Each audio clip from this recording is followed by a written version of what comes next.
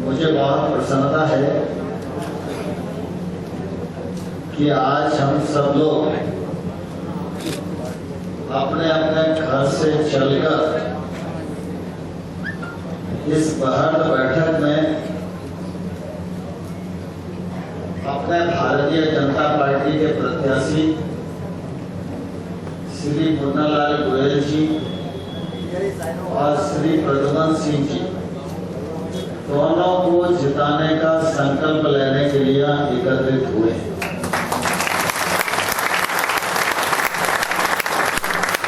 मैं आप सब कार्यकर्ता मित्रों का हृदय से बहुत बहुत स्वागत करता हूं, बहुत बहुत अभिनंदन इस अवसर पर करना चाहता हूं। भारतीय जनता पार्टी सारी दुनिया की इकलौती सबसे बड़ी पार्टी है और भारतीय जनता का मोर्चा भारतीय जनता पार्टी का सबसे सशक्त, सबसे मजबूत और युवाओं का जीवंत प्रतिनिधि संगठन के रूप में आज काम करता है। यह हम सब लोगों के लिए गौरव की बात भी है और प्रसन्नता की बात। दूसरा, बाकी राजनीतिक दलों में जो युवा संगठन काम करते हैं वे संगठन में युवा इसलिए काम करते हैं कि उनको कहीं ना कहीं संगठन का पदाधिकारी बनने की लालसा है और इसलिए अगर भाजपा में अवसर नहीं मिलता तो किसी दूसरी जगह चले जाओ। कांग्रेस में तो पदों की कमी है ही नहीं। मतलब हमारे यहाँ जितनी बड़ी कार्यकारिणी होती है उतना तो उनके महामंत्री होते हैं और बाकी जो छोटे मोटे दल हैं तो उसमें तो लेटर पैड बढ़ने का ही काम चलता रहता है 12 महीने। लेकिन भारतीय जनता पार्टी में भारतीय जनता का मोर्चा के माध्यम से जब कार्यकर्ता काम करता है तो वह सिर्फ पद के लिए काम नहीं करता। भारतीय जनता पार्टी में काम करने वाला नौजवान वह भारतीय जनता पार्टी में इसलिए काम करता है क्योंकि उसके जहन में राष्ट्रभक्ति और राष्ट्रवाद है। भारतीय जनता का मोर्चा में कार्यकर्ता इसलिए काम करना चाहता है कि भारतीय जनता का मोर्चा ही युवाओं का ऐसा एकमात्र संगठन है जो अपने स्वार्थ को छोड़कर भारत माता को परम वैभव के शिखर पर पहुंचाने के लिए काम करता है। और भारतीय जनता का मोर्चा यह साधारण युवा संगठन नहीं है। भारतीय जनता का मोर्चा आने वाले कल की भारतीय जनता पार्टी है। अब आप सबको लगता होगा कि मैं कह रहा हूं कि आप कल की भारतीय जनता पार्टी हो तो हम कैसे भारतीय जनता पार्टी बनेंगे, ये मन में प्रश्न आ रहा हो। तो मैं आप सब लोगों को ये कहना चाहता हूं कि यहां राकेश यादव जी बैठे हैं। एक समय था विवेक चौहान की जगह, ये भी ऐसे ही ग्वालियर नगर के जिलाध्यक्ष थे। मैं आपके सामने खड़ा हूं न कि इस ग्वालियर नगर में भारतीय जनता युवा मोर्चा का अध्यक्ष था। शिवराज सिंह चौहान हमारे मुख्यमंत्री बन गए, 15 साल तक मुख्यमंत्री रहे, वह भी भारतीय जनता मोर्चा के कार्यकर्ता थे। डॉक्टर रमन सिंह छत्तीसगढ़ में मुख्यमंत्री रहे, 15 साल तक भारतीय जनता मोर्चा के कार्यकर्ता थे। आज हमारे पार्टी के राष्ट्रीय अध्यक्ष जगत प्रकाश नड्डा जी भारतीय जनता पार्टी के राष्ट्रीय अध्यक्ष हैं, लेकिन वो एक समय में भारतीय जनता मोर्चा के कार्यकर्ता।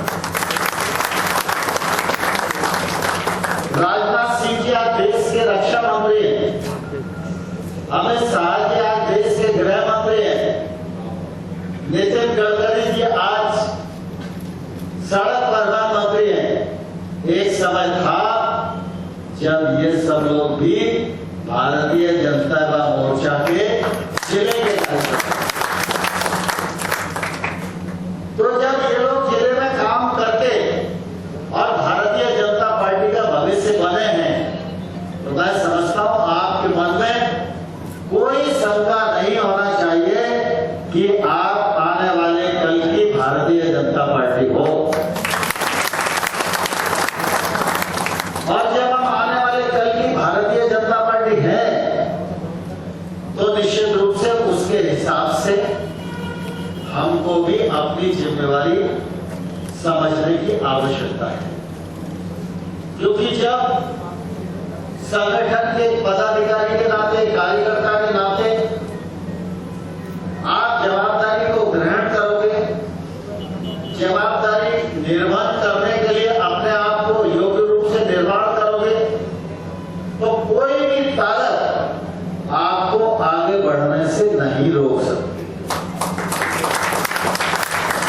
हम जब संगठन का काम करते हैं तो संगठन को सीखते हैं, जब संगठन के माध्यम से जनता में काम करते हैं तो जनता के साथ व्यवहार को सीखते हैं, जब संगठन के माध्यम से हम आंदोलन करते हैं तो आंदोलन की विधान को सीखने में आती है, और जब संगठन के माध्यम से हम चुनाव में काम करते हैं तो चुनाव में कैसे काम करना, चुनाव में कैसे परिणाम लाना, चुनाव में कैसे लोगों को कन्विंस करना, चुनाव में कैसे लोगों तक अपनी उपलब्धि को पहुंचाना, चुनाव में कैसे अपने सिद्धांत को लोगों के सामने रखना, यह सीखने का हम लोगों को अवसर मिलता है।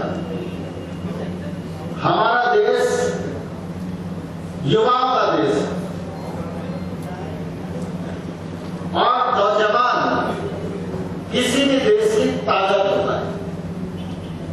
आज अगर नरेंद्र मोदी जी लगातार एक के बाद एक रिफॉर्म करते जा रहे हैं, उसके पीछे ताकत क्या है? उसके पीछे ताकत यही है कि हिंदुस्तान युवाओं का राष्ट्र है और हिंदुस्तान में इतनी ताकत में नौजवान है कि अगर इस ऊर्जा का सदुपयोग नहीं हुआ तो शायद आने वाले कल में हम बड़े बड़े अवसर से हाथ धो बैठे। और इसलिए नरेंद्र मोदी जी के हर कार्यक्रम के केंद्र में पूरा देश कैसे जुड़े, पूरी जवानी कैसे जुड़े, पूरी जवान ऊर्जा का उपयोग कैसे हो, यह उनकी योजनाओं में भी हमेशा ध्वनित होता रहता है। हमारे देश में आज भारत सरकार नरेंद्र मोदी जी के नेतृत्व में चल रही है और नरेंद्र मोदी जी का नेतृत्व देश में तो मान्य है ही, लेकिन आज उनके कृतित्व और व्यक्तित्व के कारण हम सारी दुनिया में राजनीतिक नेतृत्व को तोलेंगे तो हमारे ध्यान में आएगा कि हमारे प्रधानमंत्री के शासन भी कोई देश का दूसरा नेता नहीं ठहर सकता।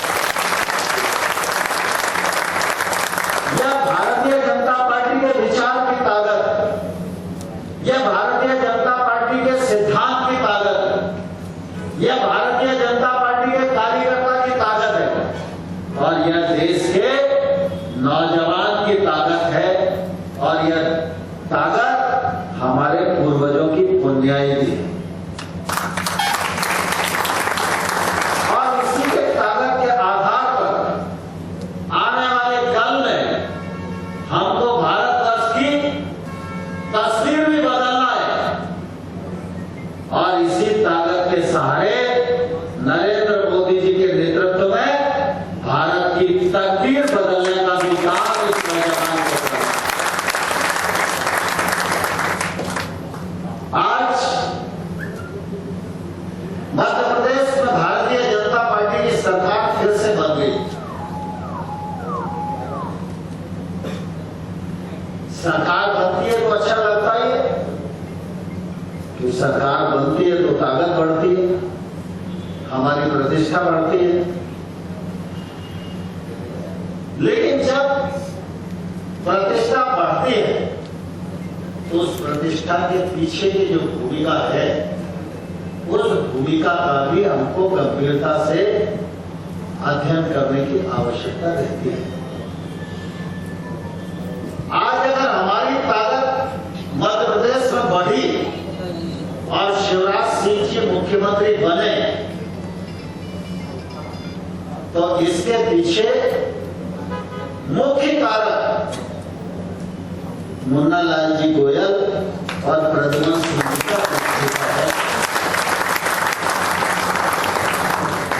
अगर ये लोग इस्तीफा देकर कांग्रेस की सरकार को नहीं गिराते तो भारतीय जनता पार्टी की सरकार नहीं बनती।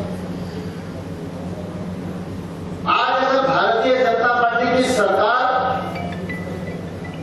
इन लोगों के इस्तीफे के कारण बनी है तो निश्चित रूप से हम कार्यकर्ताओं की जिम्मेवारी के चुनाव में और ज्यादा बढ़ जाती है।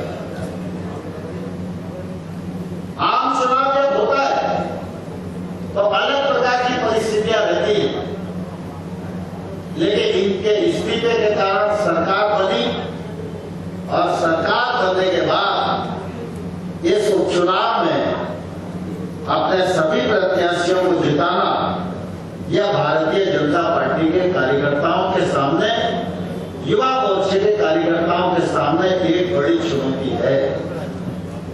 हम सब नौजवानों को इस चुनौती को स्वीकार करना चाहिए और इस चुनौती पर हम सिर्फ सामना ही नहीं करेंगे, इस चुनौती पर भारतीय जनता युवा मोर्चा के कार्यकर्ता विजय प्राप्त करेंगे।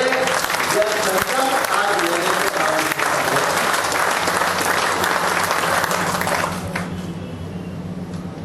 युवा मोर्चा के किसी कार्यक्रम में जब मैं रहता हूं तो निश्चित रूप से एक अलग प्रकार का आनंद रहता है। किसी छात्र संघ के कार्यक्रम में जाता हूं तो अलग प्रकार का आनंद होता है, क्योंकि ये मनुष्य की कमजोरी है कि उसको अपना भूतकाल हमेशा अच्छा लगता ही है। तो मुझे विवेक चौहान जी ने कहा युवा मोर्चे की बैठक करना चाहते हैं, तो मुझे भगत सिंह मंडल के कार्यक्रम में आना था, तो मैंने कहा चलो इस बैठक के माध्यम से मैं ग्वालियर में भविष्य की भारतीय जनता पार्टी के दर्शन कर सकूंगा।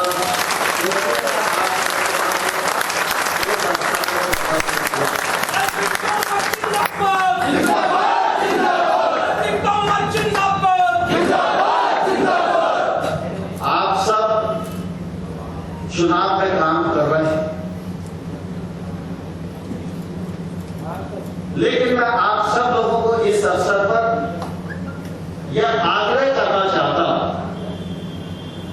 कि चुनाव में जनसंपर्क करना, बैठक करना, कुछ सभाएं हो उसमें भागीदारी दर्ज कर लेना, प्रत्याशी के साथ जनसंपर्क करना, ये काम तो परंपरागत रूप से है ही और इन कामों में हमको संलग्न रहना ही है।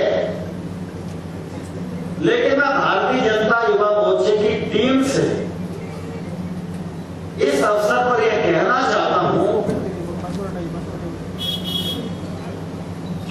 युवा मोर्चे को इस चुनाव में परंपरा से अलग हटकर कुछ ऐसी भूमिका का निर्वाह करना चाहिए जिससे यह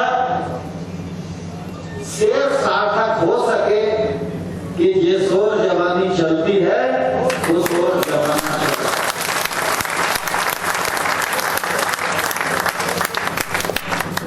यह सब जब कहा गया तब इसका महत्व था, लेकिन आज इस महत्व को हम सार्थक कर पाए इसके लिए योजना भी बननी चाहिए, इसके लिए परिश्रम भी होना चाहिए। और अगर हम इस दिशा में योजना बनाकर अभिनव रूप से काम करेंगे, वार्ड केंद्रित काम करेंगे, मतदान केंद्रित काम करेंगे, तो मुझे पूरा भरोसा है कि 3 तारीख को तो वोट पड़ेंगे, 10 तारीख को परिणाम आएगा, आप सबका परिश्रम रंग लाएगा। मुन्नालाल गोयल भी जीतेंगे, प्रद्युमन सिंह भी जीतेंगे और शिवराज सिंह की सरकार को हम स्थायी चुनाव करने में सफल होंगे। अभी विवेक जी कह रहे थे क्या हम युवा सम्मेलन कर सकते हैं क्या? अब युवा मोर्चा है तो युवा ही सम्मेलन तो करेगा और क्या। बूढ़ों का सम्मेलन तो आप करोगे, महिलाओं का सम्मेलन तो आप करोगे, करना तो युवा ही सम्मेलन है, तो युवा सम्मेलन भी करो। ब्रजेंद्र प्रताप सिंह जी यहाँ है, ये भी नौजवान है, युवा मोर्चे के कार्यकर्ता रहे हुए, पूरा समय ग्वालियर में है, ये भी रहेंगे। और मैं भी कोशिश करूंगा कि आपके सम्मेलन की तारीख अगर मेल खा गई तो मैं भी आप सबके बीच में उपस्थित रहूंगा। लेकिन सम्मेलन के साथ एक योजना हमको मंडल सा और बनाना चाहिए।